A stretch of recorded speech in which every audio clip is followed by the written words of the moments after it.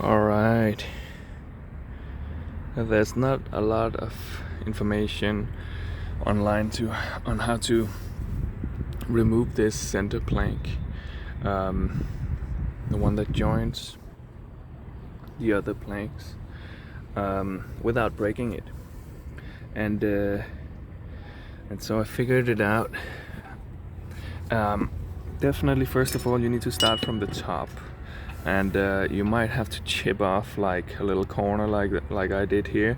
This was actually already happened due to the stress in the deck, and which is why I need to remove it.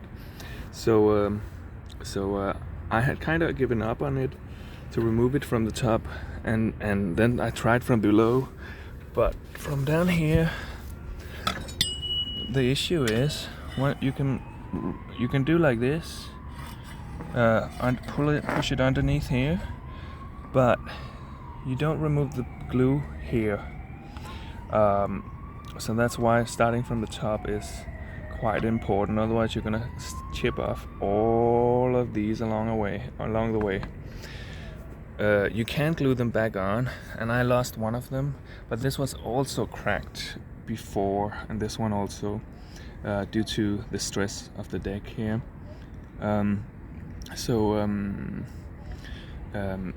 Basically, starting from the top is the way to go. It's really difficult to get started though. For that you might need smaller tools like this. Definitely gonna need this to just cut along, cut the seams. Maybe also this one to pry. So what I would do, if I should do it again, I would definitely just chip off this one. Can keep with some epoxy. It should be possible to make it strong again. Just gluing it back on with that. So from there, it might take hours. Basically, it took me hours to dig out this intact in a non-destructive way. But after that, it was quite easy. Most of it, I was using this one. As soon as I could get this one underneath, that made it a lot easier also.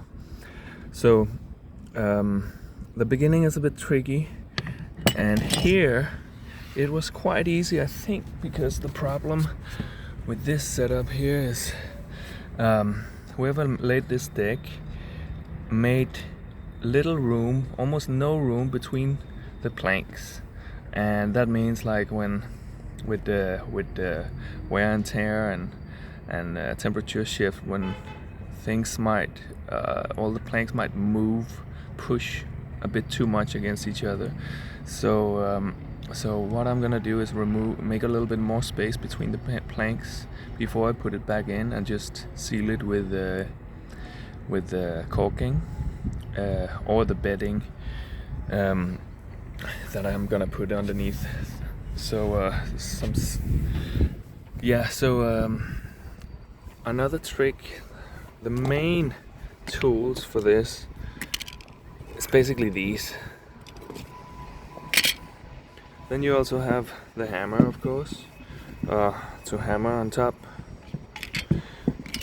push it further underneath, and this also helps at times. Just use a heat gun to heat the tip.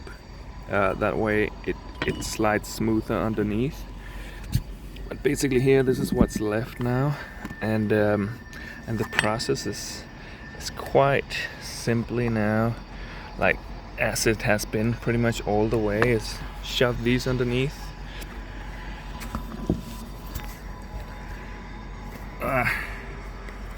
and the good thing about this one is like it's so soft and thin, because it's not so even anymore.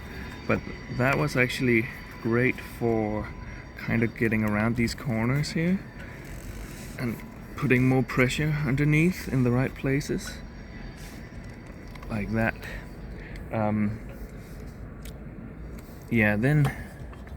Then once I'm able to lift a bit more, I might do this, push it in here, or here. And most of the time though, the best way seems to be like this.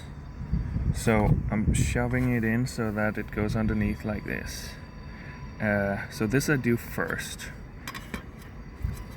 And then at times, if it doesn't give, then it can be helpful to kind of shove it underneath and do this and do this. But that's not always the case. That's necessary. Quite often you're gonna need the hammer to push it this way. It's quite a lot of work.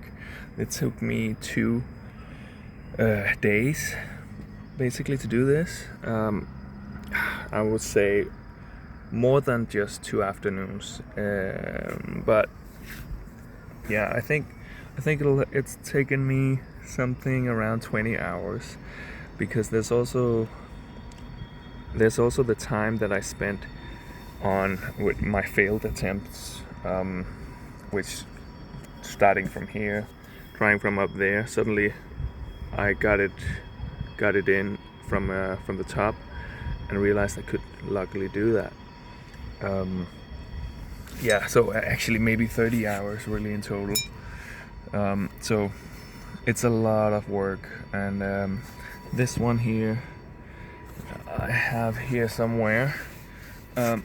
This piece is also going on with epoxy again. I also might, depending on how strong that become, I might chip off this bit also, because that one is it already happened. Oh, sorry, here. That one is that cracked on the deck before I started this process, so needs some repair. Can maybe repair it in place also with epoxy. And yeah, I think that's the entire process explained.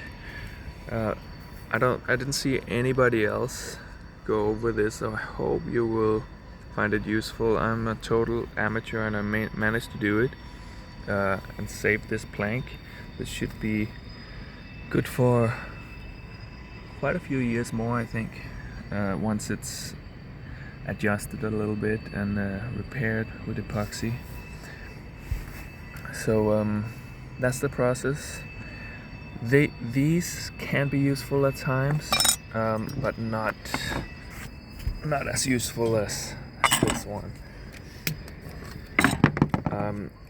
I've also, basically get all these sort of tools, just like this process is really slow, and sometimes you just realize something works perfect for the current issue, and of course cut the seams as you go, like before you reach there. Just cut these up, and yeah, there you have it.